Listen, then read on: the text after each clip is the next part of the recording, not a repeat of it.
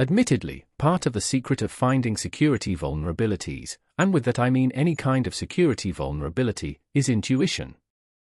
First of all, I have to identify what qualifies as input.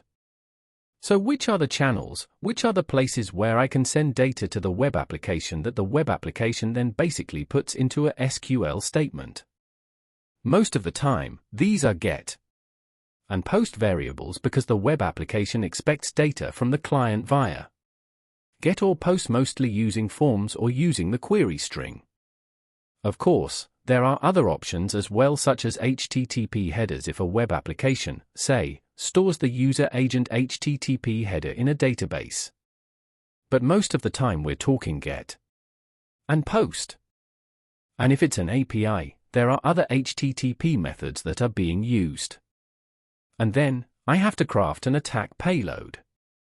So I have to send a string usually to the web application that will then be put into the SQL statement, which might hopefully lead to SQL injection. In order to do that, I have to send certain special characters, and sometimes, I also have to predict how this SQL might look like that the application is sending to the database. And as we will see later, there are also approaches which tell us a little bit or might tell us a little bit about the database structure. And once I have crafted the attack payload, I send it to the application. I then have to analyze what happens. So, for instance, do I get any error messages? Because if I get an error message, chances are that this error message is triggered by the database refusing to run the SQL because it's syntactically incorrect. Of course, it could also be an error message that my input looks fishy, so the application itself rejects it. But then, I might just change my payload a little bit. Also, I have to analyze the output. Do I get different results than if I send legitimate requests to the server? This might also tell me whether the SQL injection works or not. And then, if I do not only want to prove that SQL injection is possible in theory, but I would really like to exploit it to really prove that SQL injection works. And then the last step, I have to confirm whether the attack was successful. And the confirmation could be that I can log in without credentials. That confirmation could be that I can access information that I am not allowed to. Or that confirmation could be, say, I was able to create a file on the database server. There are different ways how that confirmation could take place. And that's the typical workflow that hopefully also helps you to find SQL injection. And now time for a demo. Among the several vulnerabilities in the web application, there's also one in the login form. So, we can find SQL injection there and learn a few things about exploiting such vulnerabilities. Among other things, we can sign in with arbitrary user accounts. Let's go. I have turned on debug mode for the web application, which means that the SQL statement that is sent to the database is shown in the UI. Of course, no sane application would do that, but it just serves our purposes here and helps us craft our SQL injection attacks. So, when I start typing a username in the username field, at the same time, the SQL statement at the bottom is updated. The canonical example for SQL injection against a login form is a database table with fields for the username and the password, as shown here. However, in that canonical example, the password would be verbatim without any encryption or hashing, which, of course, must not happen these days. There's no excuse for doing that. Instead, the password should be salted and hashed.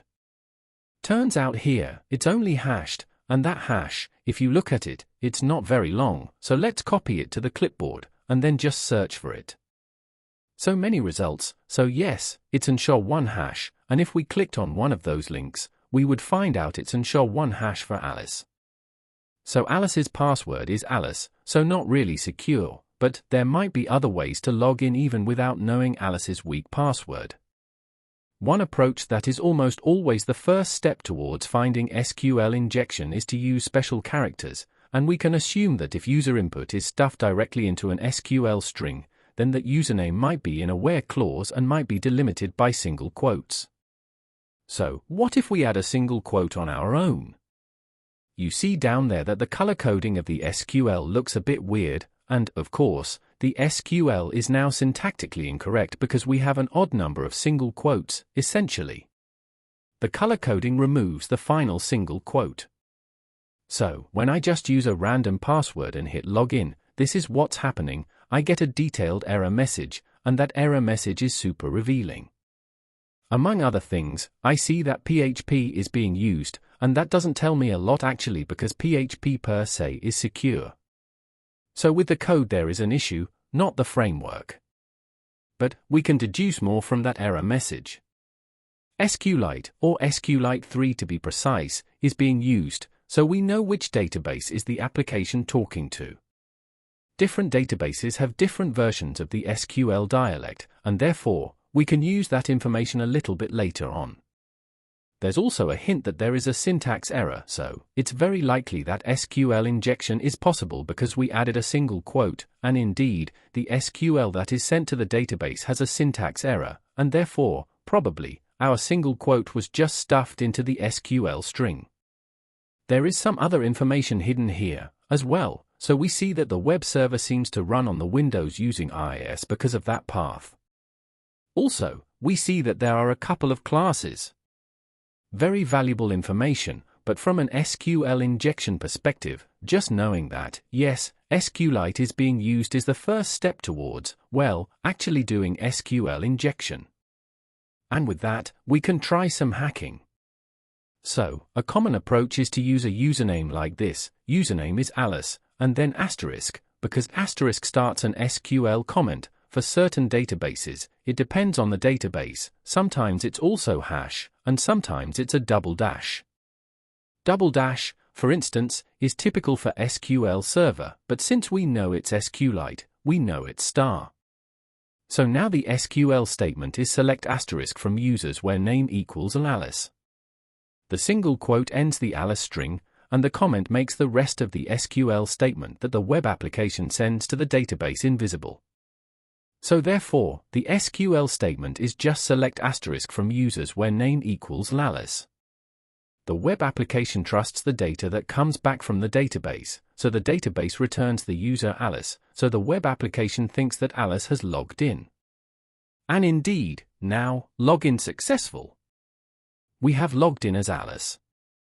So we can log out and try a few other approaches. We could also use some random username. Of course, that doesn't work, and then, we can append another condition. So either the username equals ASDFG condition is met or the second condition is met. The second condition could be something like 1 is equal to 1 and then, again, a comment.